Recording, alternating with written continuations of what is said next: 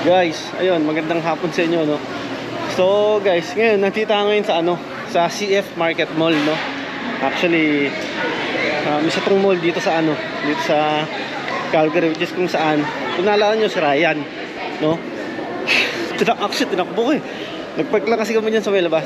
Si Ryan, guys, yung tropa natin na taga Barangka, no. So, syempre, since nandito tayo sa Calgary, hindi natin papalagpasin talaga, guys, na na mabisita man lang siya o makakita, no, o makapagpa-picture sa kanya, kasi talagang every time na pupunta kami dito sa Calgary, hindi talaga mawawala na na bisitahin natin siya, no. So ito, guys, ayan, kasi nyo, ayan, o dyan siya nagtatrabaho sa New York Fries. Sana nandito nga siya, ayun, kitang-kita natin siya rito. Ayun,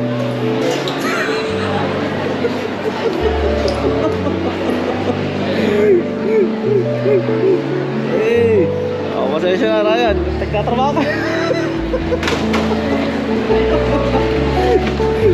Dumala ako, pre. Dumala ako.